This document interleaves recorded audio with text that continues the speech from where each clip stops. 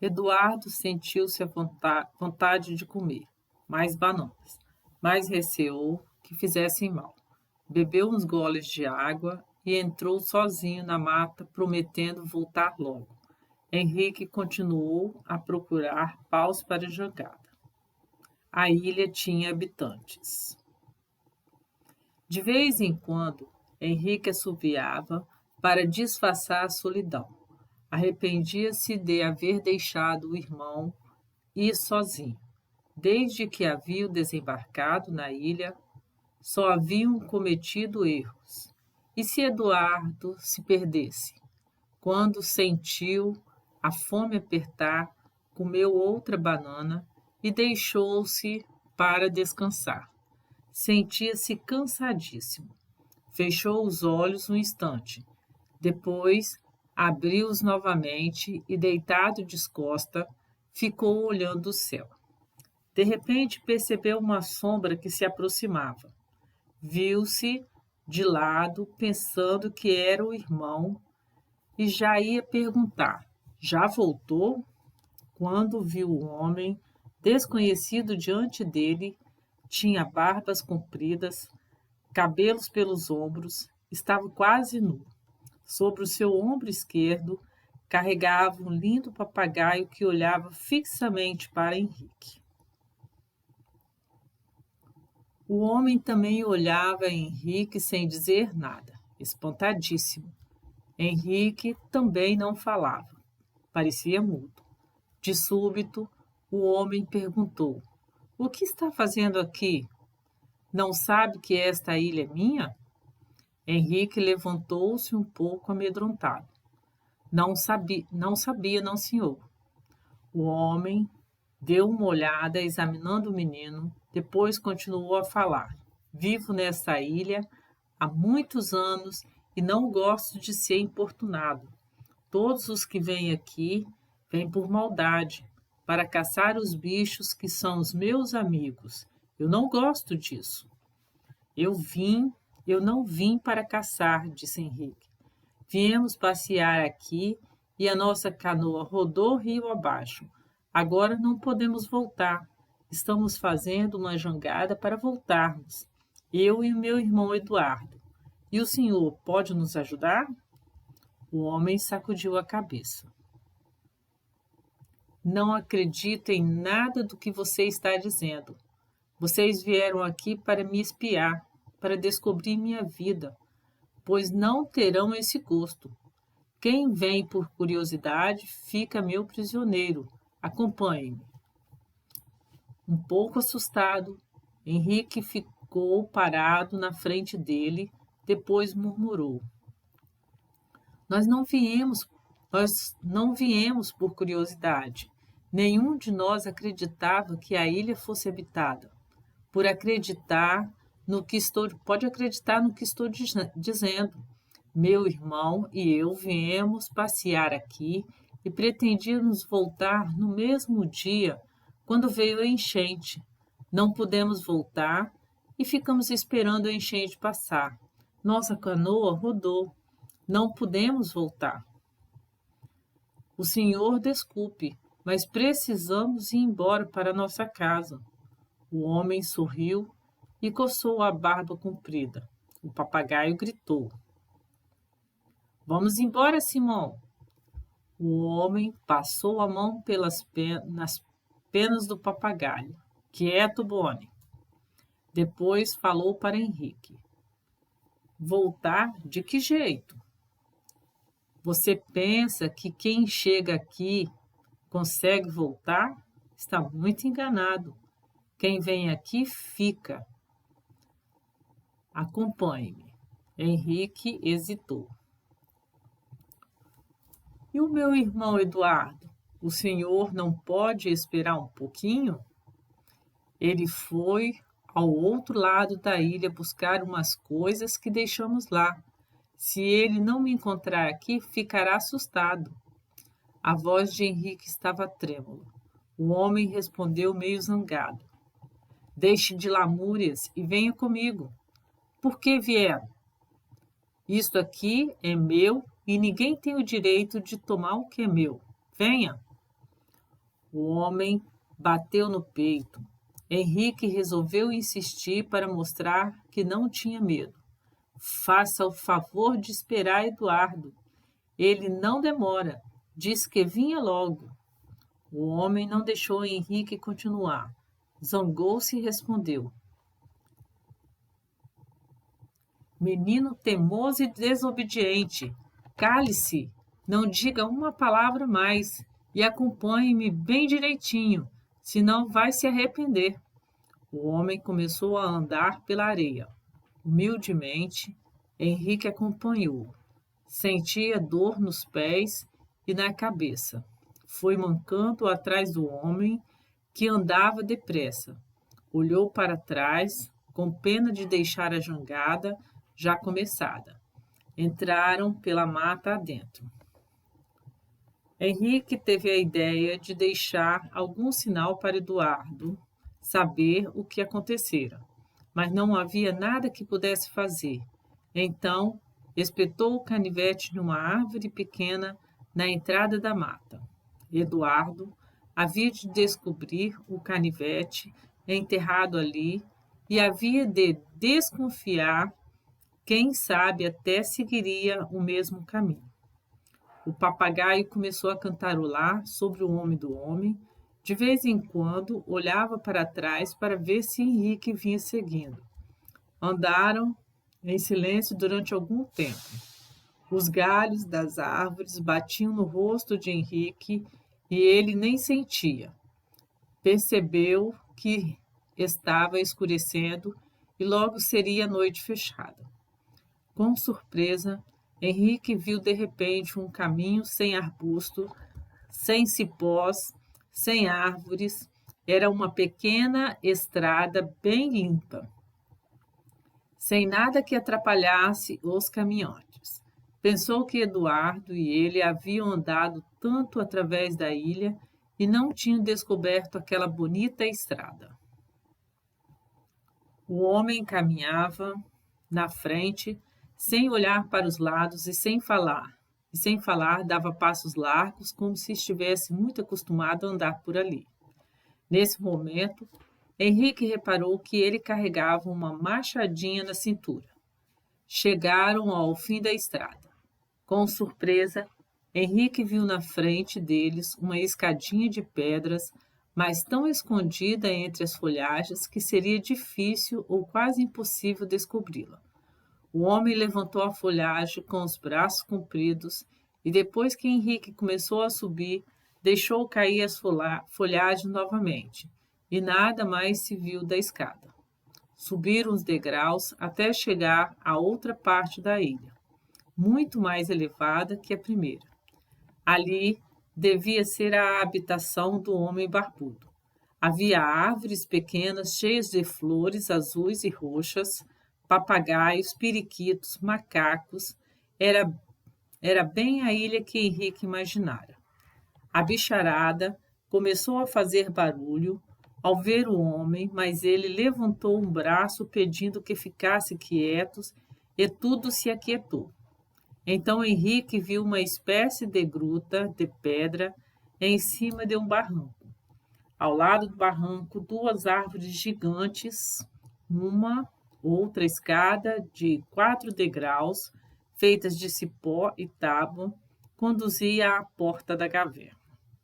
Quando Henrique levantou os olhos para a morada do homem, ficou branco de susto. Deitada na entrada da gruta, uma oncinha pintada lambia as patas. Era pequena, mas parecia um gato enorme. Tinha olhos amarelados, o pelo brilhante, todo cheio de pintas amarelas e bigodes de fios compridos e pretos. Quando viu Henrique passar ao lado, ela levantou-se com o pelo eriçado e assoprou como um gato quando está bravo. Uf, uf. Mas o homem falou umas palavras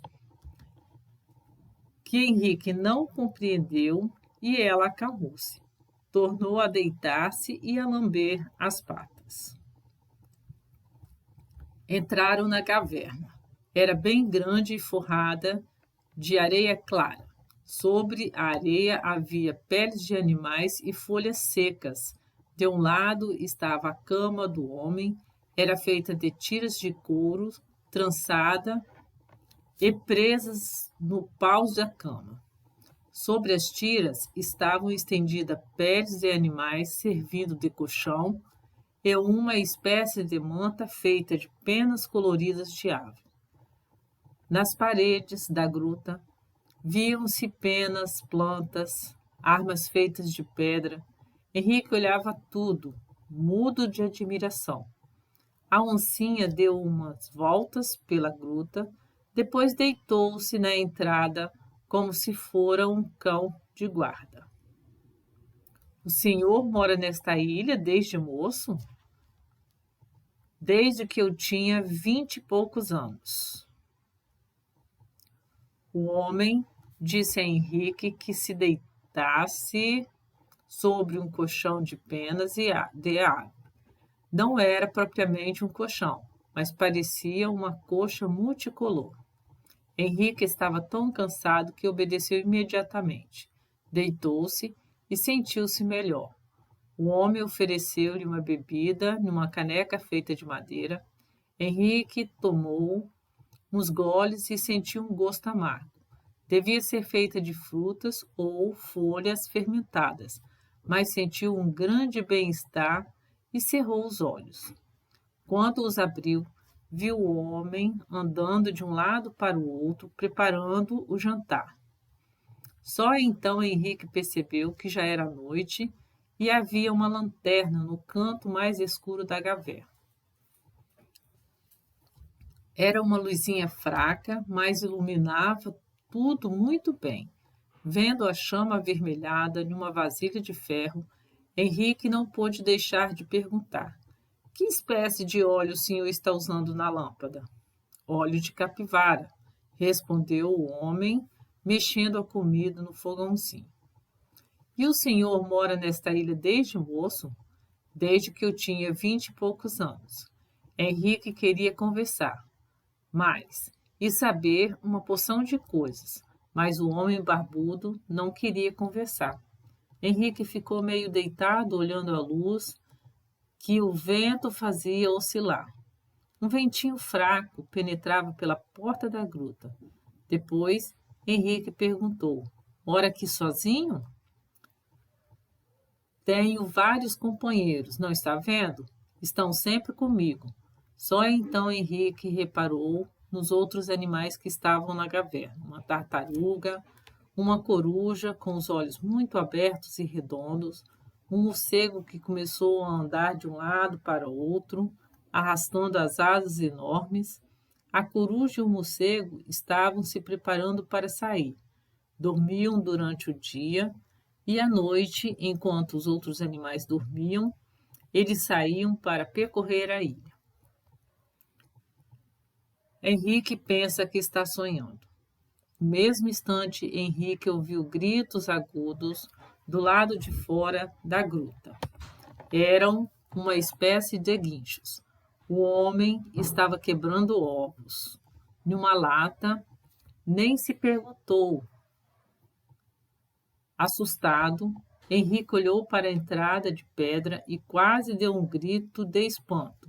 5 micos entraram atrás do outro, dando guinchos e piscando os olhinhos muito vivos. Ao mesmo tempo mostravam ao homem que havia trazido. Alguns deles carregavam um ovo em cada mão e o outro enrolado na ponta da cauda. Outros traziam frutas apertadas nas mãozinhas negras. Eram maracujás, mas Henrique nunca os vira tão grandes assim. O homem falou com os micos, mostrando muito satisfeito, e tudo o que eles haviam trazido foi depositado em uma cesta feita de cipó. Depois foram para o outro lado, onde havia um grande cacho de banana madura, e começaram a comê-las, uma atrás da outra. Em seguida, aproximaram-se de Henrique, cheios de curiosidade por vê-lo ali, e começaram a examiná-lo. Um estendeu a mão com muito cuidado e apertou o braço de Henrique. Outro cheirou-lhe a cabeça. Depois arrancou-lhe uns fios de cabelo e examinou-os bem de perto. Outro ainda sentou-se aos pés de Henrique e, inclinando-se, começou a olhar-lhe os sapatos com muita atenção. Henrique achou graça. Os miquinhos eram mesmo engraçadíssimos, mas depois foram tomando tal confiança que um deles sentou-se na barriga do menino e começou a dar pulinhos. Outro coçou o nariz de Henrique com uma forçada danada.